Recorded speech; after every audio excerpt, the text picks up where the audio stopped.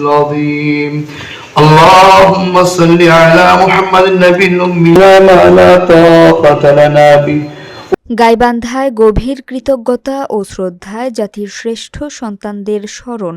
বিস্তারিত থাকছে গাইবান্ধা থেকে রজতকান্তি বর্মনের প্রতিবেদনে। গভীর কৃতজ্ঞতা ও শ্রদ্ধায় জাতির শ্রেষ্ঠ সন্তানদের স্মরণের মাধ্যমে রোববার গাইবান্ধায় শহীদ বুদ্ধিজীবী দিবস পালিত হয়েছে।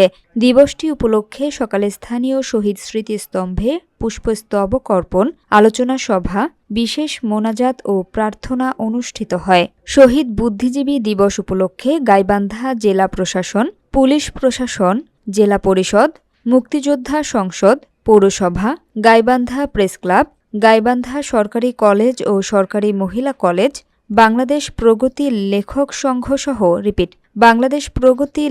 সংঘসহ বিভিন্ন রাজনৈতিক, সামাজিক, সাংস্কৃতিক সংগঠন নানা কর্মসূচি পালন করে।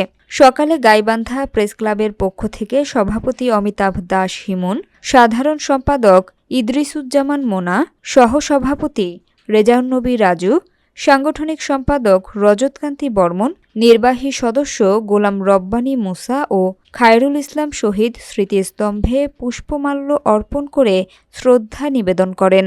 পরে জেলা শিল্পকলা একাডেমি মিলনায়তনে অতিরিক্ত জেলা প্রশাসক যাদব সরকারের সভাপতিত্বে আলোচনা সভায় বক্তব্য দেন জেলা প্রশাসক Mohammad Masudur Rahman Molla, police super Mohammad Jasim Uddin, civil surgeon ড রফিকুজ্জামান, বীর মুক্তিযোদ্ধা ময়নুল ইসলাম রাজা, মুক্তিযোদ্ধা সংসদ কমান্ডারের আহ্বায়ক আশরাফুল ইসলাম রঞ্জু, সদস্য সচিব আব্দুল মজিদ, সরকারি কর্মকর্তা ও রাজনৈতিক দলের নেতৃবৃন্দ।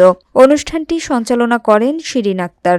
অনুষ্ঠানে সহকারী কর্মকর্তা, রাজনৈতিক দলের নেতৃবৃন্দ, শিক্ষক, শিক্ষার্থী, সংস্কৃতি কর্মী, সাংবাদিকসহ বিভিন্ন স্তরের মানুষ অংশ নেয়। অনুষ্ঠানে জাতির মঙ্গল ও শহীদদের আত্মার মাগফিরাত কামনায় দোয়া করা হয়।